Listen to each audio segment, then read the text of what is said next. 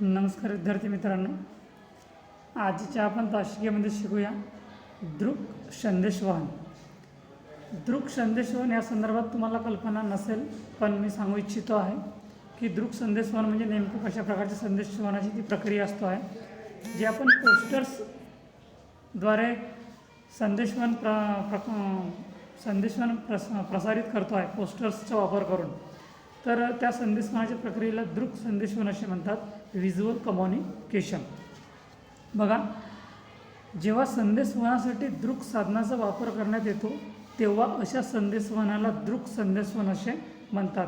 जर आपण पोस्टर्स, आलेख, चित्रे, चिन्हे या साधनाचा जर आपण वापर करून संदेशवहनाची प्रक्रिया पूर्ण करत आहोत तर त्या संदेशवहनाच्या प्रक्रियेला दृक संदेशवहन असे म्हणतात.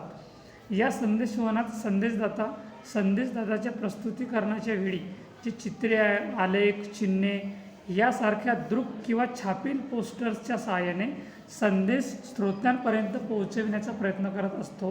त्यामुळे श्रोत्यांचं मन विचलित होत नाही व ते एकाग्रचित्ताने वक्त्यांचे भाषण ऐकून घेतात. अशा संदेशवहनाचा अनुकूल प्रभाव श्रोत्यांवर होत असतो, कारण त्यांना वक्त्यांचा तोंडी संदेशवहनाबरोबरच मुद्द्यांशी संबंधित पाहावयास मिळते. त्यामुळे त्यांना संदेश लवकर समजते.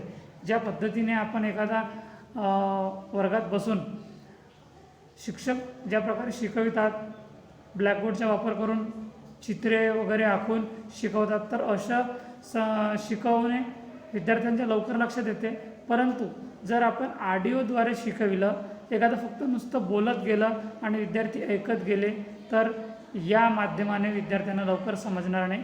त्याच पद्धतीने ही सुद्धा प्रक्रिया आहे की आपण अमोरासमोर असून आणि चित्रांचा, आलेखाचा किंवा पोस्टरचा वापर करून, ब्लॅकबोर्डचा वापर करून अशा प्रकारे जर संदेशवहनाची प्रक्रिया करत आहोत तर ती विद्यार्थ्यांना म्हणा किंवा जे समोर बसलेले जे वक्ते आहेत त्यांना लवकर कळेल. व्यवसाय संस्थेत कामगारांना नवीन उत्पादन तंत्राबद्दल, संस्थेच्या प्रगतीबद्दल, संस्थेच्या आर्थिक स्थितीबद्दल माहिती देण्याकरिता या संदेशवहन माध्यमाचा वापर करण्यात येतो. कारण तांत्रिक स्वरूपातील संदेश तोंडी दिल्यास श्रोत्यांना लवकर समजत नाही, म्हणून तोंडी संदेशाबरोबरच अशा सहाय्यक चित्रांचा वापर केल्यास श्रोत्यांना संदेश लवकरच समजण्यास मदत होते.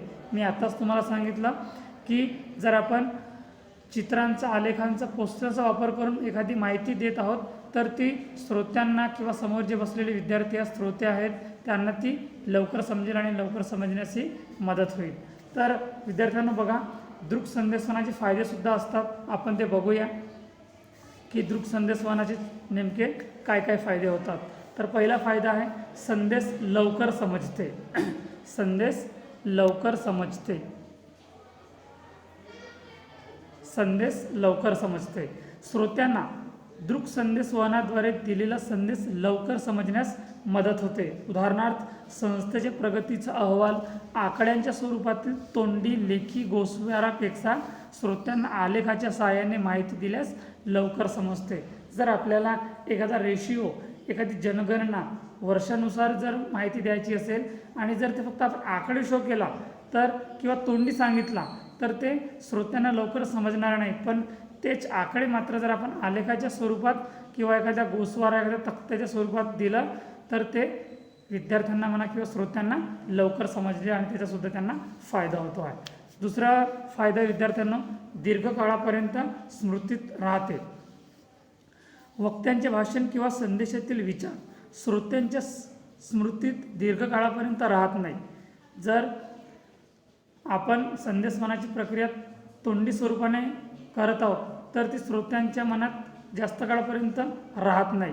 परंतु तोच संदेश किंवा आलेख, म्हणजेच तोच संदेश आपण आलेखाद्वारे, चित्राद्वारे, चिन्हाद्वारे यासारख्या रंगीत साधनांच्या सहाय्याने जर दिल्यास तर संबंधित माहिती या श्रोत्यांच्या स्मृतीत दीर्घकाळापर्यंत टिकून राहते. जर आपण एखादं चित्र पाहतो तर आपल्याला ते चित्र दीर्घकाळापर्यंत आपल्या लक्षात राहते आहे. पण आपण जर आपल्याला एखाद्याने कोणी माहिती सांगितली फोनद्वारे किंवा तोंडी, तर ते जास्त काळापर्यंत टिकत नाही किंवा लक्षात राहत नाही.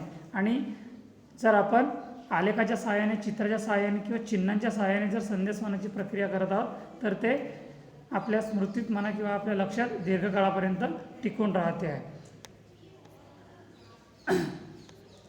नंतर आहे परिणामकारकता.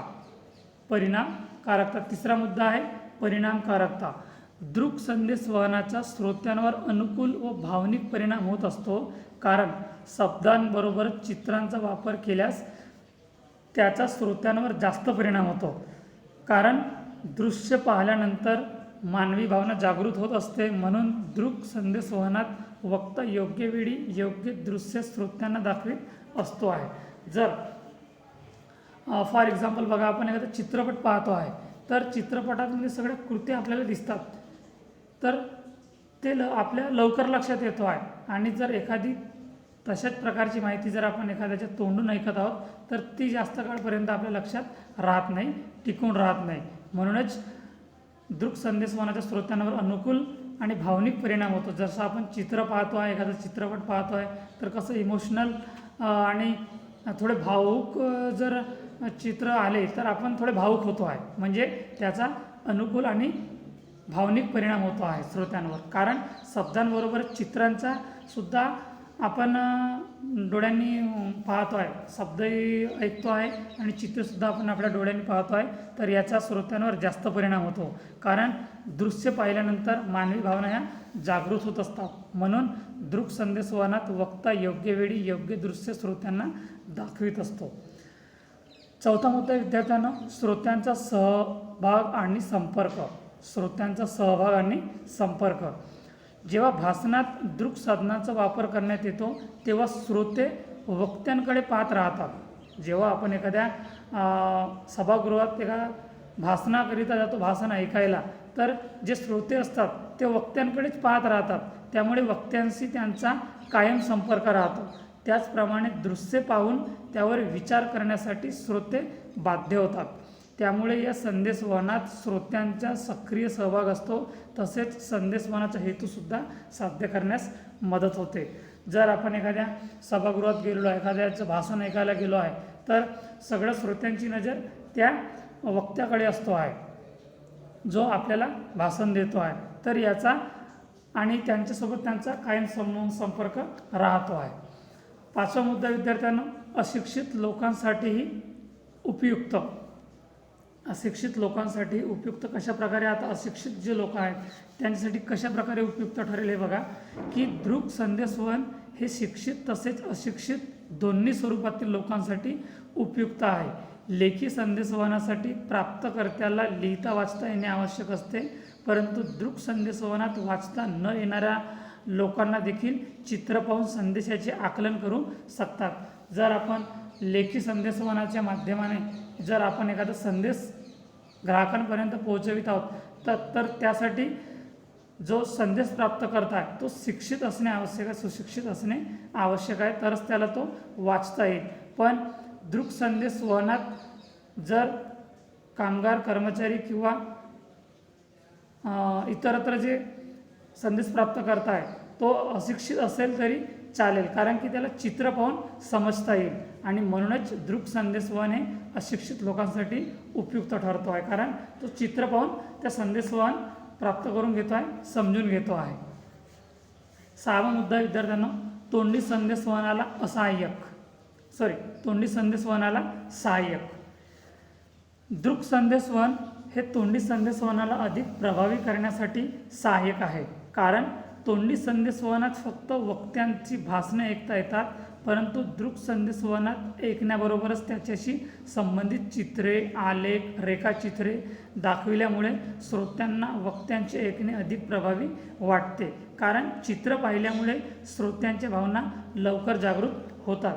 जर आपण एखाद्याचं भाषण ऐकायला गेलो आहे आणि तो फक्त भाषणच करतो आहे तर हे आपल्या लक्षात जास्त काळपर्यंत टिकून राहणार नाही किंवा त्याचा अनुकूल परिणाम होणार नाही. पण तेच भाषण जर त्यांनी चित्राद्वारे, आलेखाद्वारे दाखविले तर ते श्रोत्यांना लवकर समजेल आणि ते चित्रे पाहून अधिक भावुक होतील आणि याचाच अनुकूल परिणाम त्या श्रोत्यांवर होईल.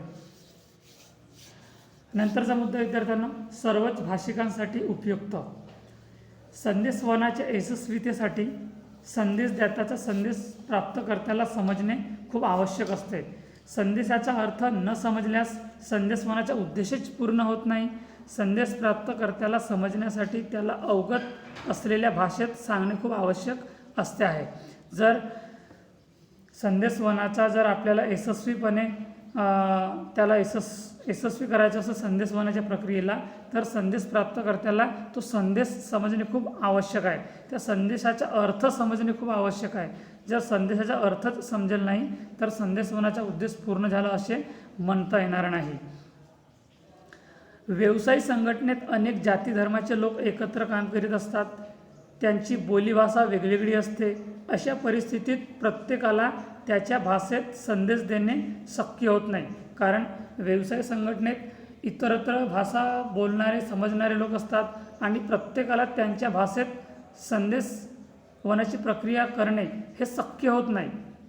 आणि त्यांना जर आपण आपल्या एकाच भाषेत जर संदेशवहन देत आहोत किंवा संदेश देत आहोत तर ते प्रत्येकाला समजेल असं नाही. कारण तिथे बसणारा प्रत्येक व्यक्ती हा दुसऱ्या भाषेशी निगडीत असेल आणि म्हणून प्रत्येकाला त्यांच्या भाषेत एखादा मॅसेज एखादा सूचना द्यायची असेल तर हे शक्य होणार नाही. अशा परिस्थितीत प्रत्येकाला त्यांच्या भाषेत संदेश देणे शक्य होत नाही. परंतु दृक संदेशवहनातील रेखाचित्रे सर्वांनाच समजते, त्यावर श्रोते आकलन करू शकतात.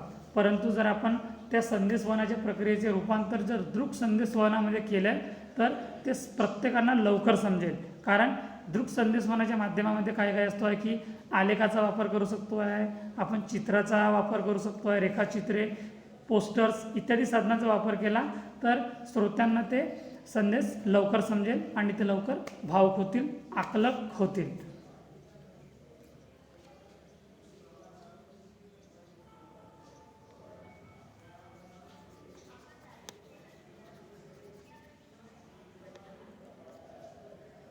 नंतर बघा विद्यार्थ्यांनो, जसे दृक संदेशवहनाचे फायदे असतात तसेच त्याचे तोटेसुद्धा असतात, त्याचे नुकसानसुद्धा असतात.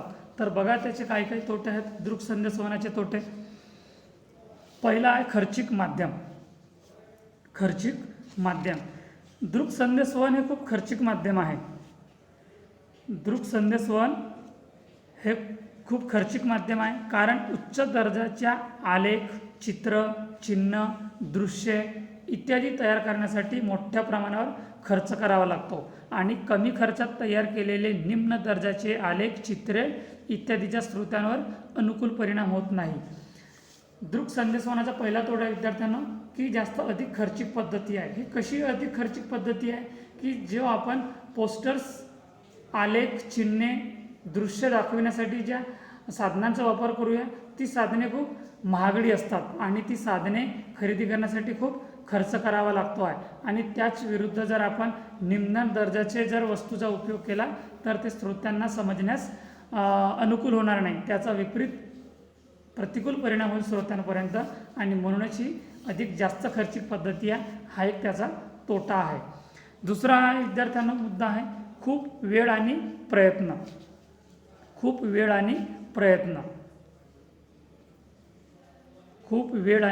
प्रयत्न. या संदेशवहनासाठी वापरले जाणारे दृक साधन तयार करण्यासाठी खूप वेळ लागत असतो. तसेच अनेक वेळा प्रयत्न केल्यानंतरही एक चांगला चित्र तयार होत नसतो. कारण असं नसते की बाबा एखादा आपण खूप मेहनत करतो एखाद्या कामावर आणि तो यशस्वी होईल असं नाही आहे. तशाच प्रकारे हे दृक संदेशवहनाचे माध्यमसुद्धा आहे की एखादा आपल्याला साधन तयार करायचं आहे तर त्यासाठी खूप वेळही लागतो आहे. तसेच अनेक वेळा प्रयत्न केल्यानंतर एक चांगला चित्र तयार होत असतो. त्यामुळे वेळ आणि श्रमाचा अपव्यय होतो आहे आणि म्हणून या साधनांचा वापर केला तर आपल्या वेळेचा आणि प्रयत्नांचा अपव्यय होतो आहे. तिसरा मुद्दा आहे विस्तृत माहितीसाठी अनुपयुक्त. विस्तृत स्वरूपातील माहितीसाठी आलेख, चित्र तयार करता येत नाही. फक्त अल्प स्वरूपातील माहितीचा आलेख किंवा इतर दृक साधन तयार करण्यात येते. त्यामुळे विस्तृत स्वरूपातील माहितीसाठी हे माध्यम अनुपयुक्त आहे. जर आपण विस्तृत स्वरूपाच्या माहितीसाठी जर या साधनांचा वापर करू तर ते शक्य होत नाही. आपल्याला खूप माहिती द्यावयाची आहे तर आपल्याला ती लिखित स्वरूपातच द्यावी लागेल. आणि दृक संदेशवहनात आपण कोणत्या साधनाचा वापर करतो आहे, आलेख, चित्र, पोस्टर्स. तर आपल्याला जर खूप सारी माहिती द्यायची असेल तर या आलेखाद्वारे, चित्राद्वारे स्पष्ट क्लिअर होणार नाही, फक्त अगदी मोजकी माहिती क्लिअर होईल. अगदी मोजकी माहिती आपल्याला या संदेशवहनाच्या माध्यमाद्वारे सांगता येतो आहे. आणि जर जास्त माहिती सांगायची असेल तर या साधनांचा वापर आपल्याला टाळावा लागतो. आणि म्हणूनच विस्तृत माहिती जर द्यावायची असेल तर हे माध्यम अनुपयुक्त आहे, उपयुक्त ठरू शकत नाही. चौथा मुद्दा विद्यार्थ्यांनो, श्रोत्यांचे मन विचलित. श्रोत्यांचे मन विचलित. दृक संदेशवहनात निम्न दर्जाचे आलेख, चित्रे किंवा चिन्हे वापरल्यास श्रोत्यांचे मन विचलित होऊ शकतो. तसेच मुद्द्यांना अनुसरून ग्राफ किंवा आलेख नसल्यास अशा संदेशवहनाचा श्रोत्यांवर प्रतिकूल परिणाम होऊ शकतो. जर आपण दृक संदेशवहनाच्या माध्यमाने एखादा चांगला आलेख तयार करतो म्हटलं तर ते खूप खर्चिक ठरेल. एखादं चित्र बनवतो म्हटला तर ते खूप खर्चिक ठरेल. आणि आपल्याला जर योग्य चिन्हांचा वापर किंवा आलेखाचा किंवा चित्राचा वापर करून श्रोत्यांचे मन विचलित होऊ शकते. तसेच मुद्द्यांना अनुसरून ग्राफ किंवा आलेख नसल्यास अशा संदेशवहनाच्या श्रोत्यांवर हा विपरीत परिणाम होऊ शकतो आहे. नंतरचा मुद्दा आहे वक्त्यांकडे दुर्लक्ष. दृक संदेशवहनात वक्ता मुद्द्यांना अनुसरून काही चित्रे, आलेख, रेखाचित्रे, चिन्हे यासारख्या साधनांचा वापर करून आपले म्हणणे श्रोत्यांना पटवून देण्याचा प्रयत्न करत असतो.